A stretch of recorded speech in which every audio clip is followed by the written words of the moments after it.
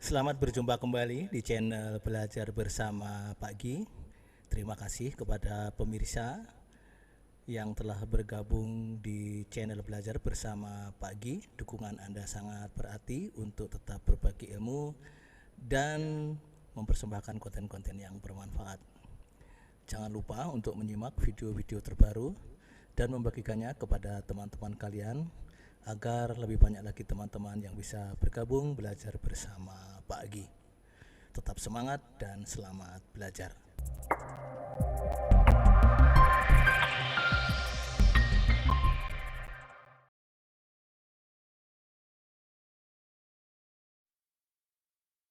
Larutan asam sulfat 0,1 molar sebanyak 100 ml, direaksikan dengan 100 ml larutan kalium hidroksida 0,1 molar. Hitunglah pH masing-masing larutan sebelum dicampur dan sesudah dicampur.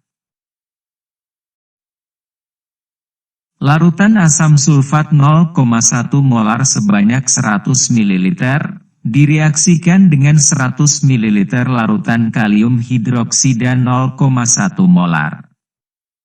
Hitunglah pH masing-masing larutan sebelum dicampur dan sesudah dicampur. Langkah yang pertama yaitu menentukan pH sebelum dicampur, yaitu pH larutan asam sulfat 0,1 molar.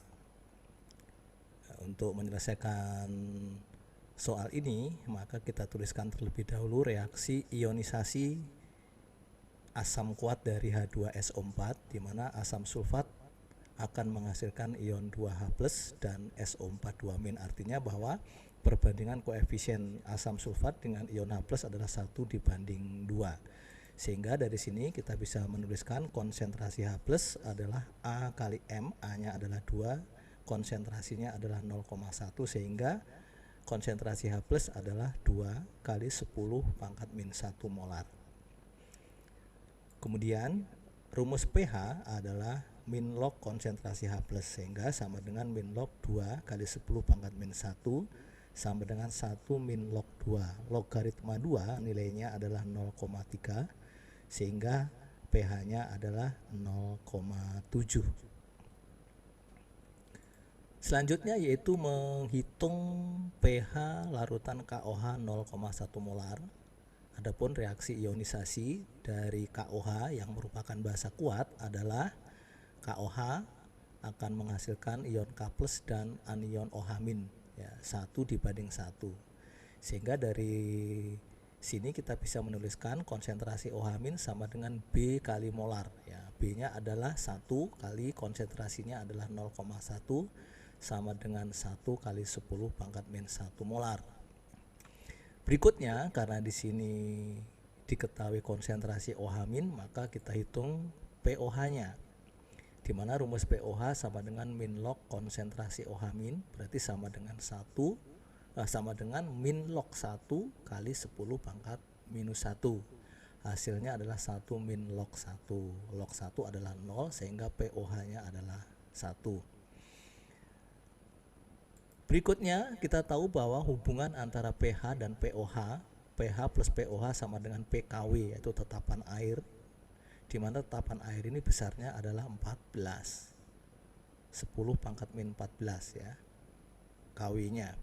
Sehingga dari sini kita bisa menghitung pH sama dengan 14 dikurangi POH, yaitu 14 dikurangi 1 hasilnya 13. Jadi pH dari KOH adalah 13. Selanjutnya yaitu menentukan pH setelah dicampur. Langkah yang pertama yaitu kita menuliskan dulu reaksi antara asam dengan basa, yaitu asam sulfat dengan KOH akan menghasilkan K2SO4 dan H2O. Berdasarkan reaksi setara ini, terlihat bahwa 1 mol asam sulfat akan bereaksi dengan 2 mol KOH. Selanjutnya yaitu menentukan jumlah mol masing-masing larutan asam dan basa, yaitu 100 ml asam sulfat 0,1 molar dan 100 ml kalium hidroksida 0,1 molar. Nah, di sini volumenya adalah mili dikalikan dengan konsentrasi molar, maka hasilnya adalah milimol. Jadi asam sulfatnya 10 milimol dan KOH-nya juga 10 milimol. Langkah selanjutnya yaitu menentukan molaritas larutan yang tersisa. Jadi apakah asam sulfat dengan KOH ini setelah bereaksi akan menghasilkan sisa. Nah, kita tuliskan di sini mula-mula asam sulfatnya adalah 10 milimol dan KOH-nya di sini 10 milimol. Kita tahu bahwa perbandingan koefisien reaksi yaitu 1 dibanding 2, artinya 1 mol asam sulfat akan bereaksi dengan 2 mol KOH. Sehingga di sini KOH ini adalah merupakan reaksi pembatas, karena kalau dibagi dengan koefisien nilai molnya hanya 5. Jadi yang bereaksi ini adalah 5 milimol. Zat yang bereaksi sesuai dengan perbandingan koefisien reaksi. Sehingga karena perbandingannya 1 dibanding 2, maka asam sulfat di sini setengah dari KOH yang bereaksi, yaitu 5 milimol. Sedangkan KOH-nya 2 kalinya. 2 kalinya berarti 10, maka KOH ini tidak meninggalkan sisa atau habis bereaksi. Selanjutnya terlihat bahwa larutan yang berlebih atau bersisa adalah asam sulfat. Sisanya yaitu 5 milimol. Kemudian kita tahu volume campurannya adalah 100 mili asam dan 100 mili basa, sehingga volumenya 200 mili.